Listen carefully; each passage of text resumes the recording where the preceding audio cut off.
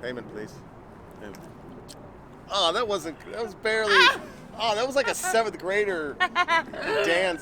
dance kiss. My goodness. All right. And we're going in 3, 2.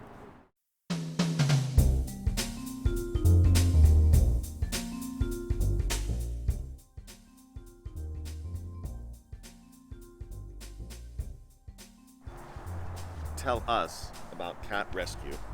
Or do you want to talk about cat capture first? Cat capture, also known as TNR. TNR? Yes. TNR stands for trap, neuter, and return. Wow, you got acronyms. And there are very few independent trappers in different cities who volunteer to. So what happens is a person starts feeding cats. Right. And then they start multiplying, and then they start getting sick, and all this disease spreads through these cat colonies. The cat community. Yes. Well, that's yeah. So that's known as the feeder. And then that's a person. That's a person. Who's a bad person? No, so their heart is good, their intentions are good. They're trying to feed homeless cats. But what they don't do is they don't spay and neuter the cat. So it just keeps multiplying, and pretty soon they don't know what to do. So if they're familiar with TNR, they will call out an independent trapper such as myself and ask for help. And what we do is we go out and we trap the cats and we take them to spay and neuter clinic, and we get them spayed and neutered, and then we release them back to the colonies. And we also get them vaccinated and everything so the disease is not spreading through the colony. Oh, okay. And then this feeder can continue to feed all these cats and take care of them, and they get an ear tip. So you know that cat has been fixed. Like a chip? Yeah. Okay. Well, no, like a cut on the tip of their ear during the surgery, so they don't feel it. It's not painful. Okay, so it's not It's not geo tracking. No, okay. they literally cut a piece of the top of the ear off, of the right ear. Blood in, blood out. Yeah. That sort of thing. So if they have a new cat that comes into their colony that they see and they don't see that ear tip, they'll know that cat's not fixed, and then they can call me again so and say, hey, there's a new person here, a new cat here that hasn't been fixed. And I go fix that cat. And we're back. Minor technical difficulties. As much as I love to have the spotlight on me, having that sun was just killing me. It was blinding me of me. So jumping back into it, we left off on the responsibility of the good-hearted feeder to actually contact the TNR. I got it right this time? Mm-hmm. TNR. What's TNR again? Trap, neuter, return. A TNR agent. Do you have a badge? So here's the thing. Are you licensed? No. Trained? Yeah. Yes. Oh, okay. I thought you were going to say just some random girl out in the woods. Here, kitty, kitty, kitty. Sorta. Here, kitty, kitty. How do you trap? Well, go ahead. I'll let you talk. Go ahead. Oh, don't make me bring out my traps. I definitely want to see that. I want to see you, because I'm hearing the Indiana Jones as you're going out there. It is sort of like that, yeah. Well, tell us more. Go ahead. So TNR, I'm not sure. I'd have to do more. I don't think that it's offered through shelter. It's not widely known. So if you have a bunch of cats in your neighborhood and you're like, because sometimes there usually is a house in the neighborhood with a lot of cats and the neighbors are kind of like complaining about it. If you do have that, you can reach out. My number one suggestion is to reach out on the Nextdoor app or like a Facebook cat group and just ask if there are any TNR services in your area. Because, like a local shelter would probably know that? Because the shelters don't do it, and like a lot of cat rescue organizations are doing it now because they realize that that's the number one way to stop overpopulation. Right. Because if we just keep fostering these kitties from the shelter and then getting them to homes, like we're not really solving the issue. Like if I fostered a bunch of kitties from the shelter, I'm just going to keep doing this like revolving door of cats. But if I go out there and I find their parents and I fix them and then I fix the kittens and then I fix like the moms and uncles and whatever, I'm actually stopping that whole colony from reproducing. You're breaking the cycle. Exactly. Is what you're doing. Okay. So, I mean. So here, in terms of here in Los Angeles County, what is the best way for someone to participate, help fund, organize, whatever? Let's get some information out there. to the LA Basin, where do they start? What do they do? Who do they contact? Who are you gonna call? Catbusters? I love that name, Catbusters. Oh my God, that's my new I've made page it up name. right now. I'm gonna go switch my Instagram right now to Hashtag Catbusters. Catbusters. I think it gives it's kind of what you're doing, Sorta, yeah. but maybe gives the wrong implication. Yeah, I know, right?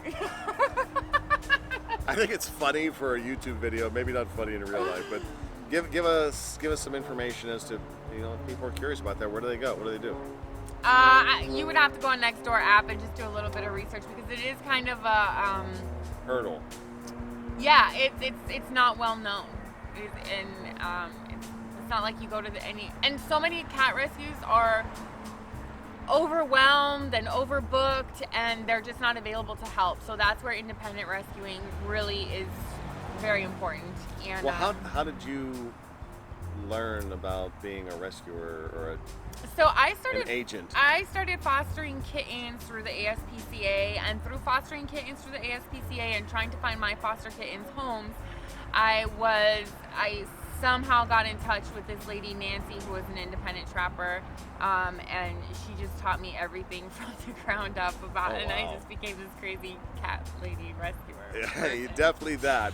But do you have kind of a fun, neat outfit you wear, like a fedora hat? No. What are the tools of the trade? So I usually go out in bright scrubs because I'm a nurse and I wear bright scrubs. Thank you for your service. But my friend like told orange? me hot pink and purple. Oh, okay. But you're not supposed to do that. You should go in like a black hoodie that says maybe TNR on it or something, or just black. Yeah. Yeah.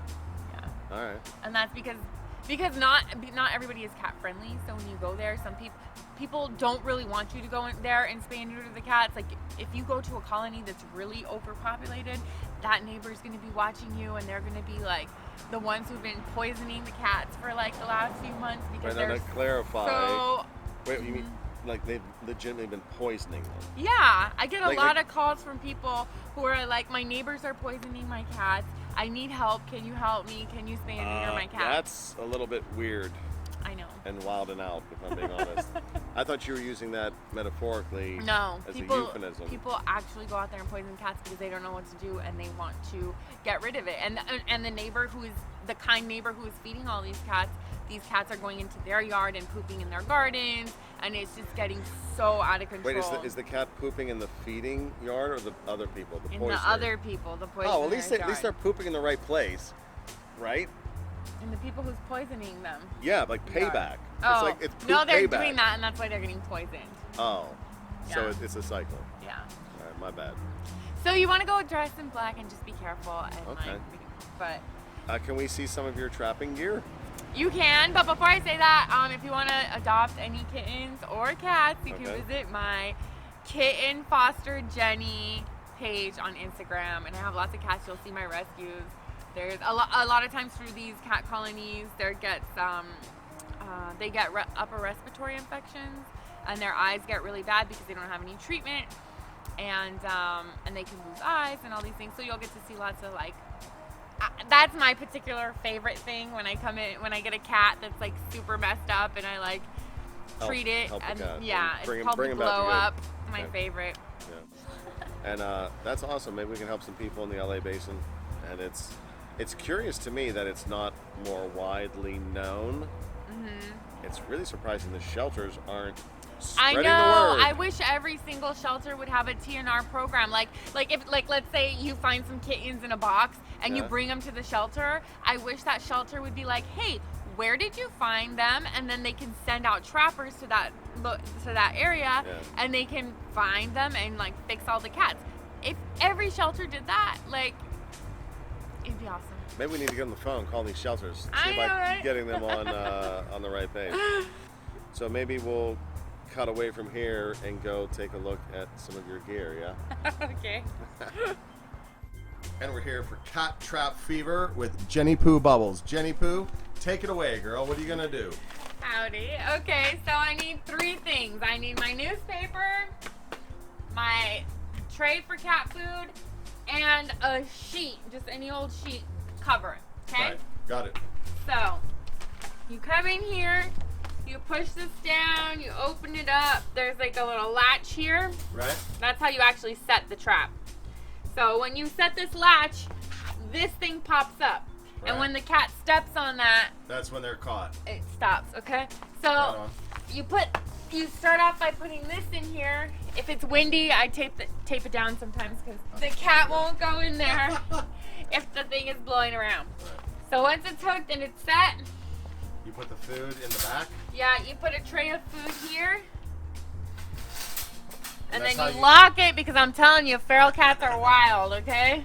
That's how you trick the cat. Yeah. What is the importance of the leopard print duct tape? That's of no importance. I just happen to have that on hand and I just used it right on. to cover up some information. He comes to get the food. He steps on here. Walk right on that. Oh, no. Get trapped. Trap cat fever right there. Very important. As soon as the cat is there and he gets trapped, you should cover it immediately because they will go crazy in there. They will hit their nose. They will get bloody. They will hurt themselves. Okay, So, that brings up the question. Where are you putting the traps and how do you know they've been tripped? Okay, so I'm sitting there in the car watching all my traps until the cats go in there. Wait a minute. You're on a cat stakeout. I am on a cat stakeout. I stay in my car and I wait. I do not leave these unattended because I need to be there as soon as they get trapped so that cover can go on. That part makes sense. How do you have the time to hang out in a car on a cat trap stakeout? It's usually like 2-3 hours, and I usually have a trapping partner with me. So we visit, we talk in the car, we hang out. Order pizza, have a coffee. Yeah, sometimes we just have tacos in the backyard of the feeder's house. Like, it's adventurous. It's fun. That is kind of fun. I had no idea there was a stakeout involved. Oh, there is. I'll have to show you my drop trap in another video. That's even fancier. All right, well, thank you for sharing, Jenny. It's amazing work you're doing. Thanks for all you do, especially with you being a nurse. We appreciate your service. Thank you. Bye. And you're looking there, even though I'm very handsome. And 3, 2, 1. Well, there you have it. Cat trap fever with Jenny Poo Bubbles. Tell them again where to find you on Insta, Jenny. Kitten Foster Jenny. All right, check it out. Thank you for coming along for the ride, Miss Jenny Poo. Always a pleasure, darling. And we will catch you in the next one. Take care and God bless. Peace. Thank you for having me. Okay, get out of here now. That's it. This is staying in the shot, by the way.